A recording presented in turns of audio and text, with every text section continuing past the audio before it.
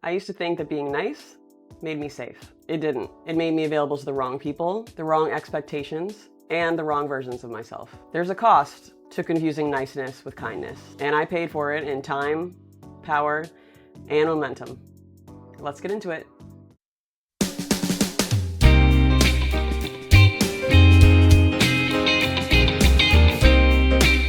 Welcome back to Rebuilt Different. I'm Epiphany Page, and today I want to talk about something that took me years to understand.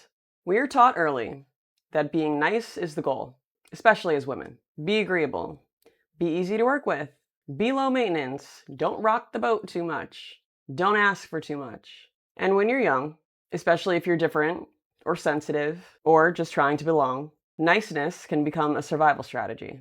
Because when you're a kid, acceptance is survival. So sometimes we learn to soften ourselves before we even learn who we are. And here's the thing that no one says out loud. If being nice works, I wouldn't have spent years being exhausted, overlooked, and waiting to be picked. Nice people don't get rewarded. They get relied on and then forgotten. Here's the part that I wish someone had explained to me sooner. Nice and kind are not the same thing. Nice wants approval. Kind wants integrity. Nice avoids discomfort.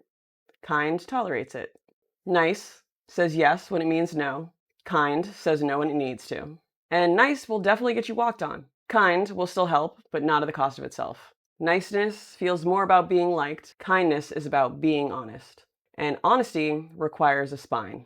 And at some point for me, niceness stopped being polite and started looking more like self-abandonment. It looked like doing more than I was asked and hoping someone would notice. Staying quiet when something didn't sit right instead of speaking up. Over-functioning so no one could accuse me of not doing enough. And saying it was fine when it wasn't fine. Niceness trains people that your boundaries are negotiable. Not because they're bad, but because you never made them solid.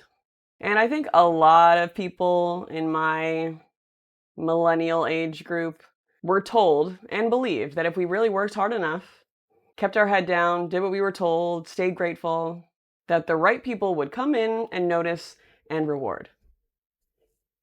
Shit doesn't work like that anymore. And also what I wasn't taught was this. People don't reward effort. They reward clarity. And while I was out there trying to prove my value, other people were out there naming their price. I waited to be chosen. I waited to be acknowledged. I waited for someone else to decide if I had earned more. Meanwhile, other people weren't waiting. They were asking. They were claiming space. They weren't afraid of being seen as ambitious or creative or bold. And I don't say that with bitterness. I say it with clarity, because no one was stopping me, except the version of me that thought wanting more was rude. Being nice cost me time that I can't get back, energy spent proving instead of building, self-trust because every time I ignored it, I weakened it, and momentum, because hesitation still looks like hesitation even when it's polite. And every time that I chose nice over honest, I taught myself that I couldn't trust my own decisions, and that's not kindness. That's erosion. Niceness isn't weakness, it's control. If I stay pleasant, maybe nothing bad happens. If I don't ask, I can't be rejected. If I'm agreeable, I won't be abandoned. And niceness is just fear, and it works until it doesn't. But I do things differently now. I didn't become harsh. I didn't become selfish. I didn't lose my heart. I just became way more precise. Now, I ask for what I want. I say no without a paragraph. I don't confuse kindness with compliance. And I definitely don't wait to be rewarded for being palatable. Because kindness without boundaries is not generosity. It's leakage. And self-respect isn't granted.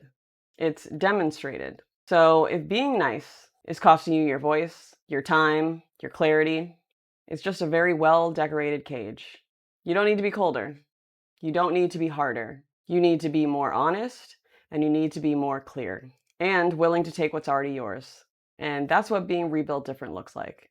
All right, guys, that does it for another episode of Rebuilt Different. Thanks for watching. If this episode hit, share with someone who might be confusing being good with being quiet. And I'll see you guys next week.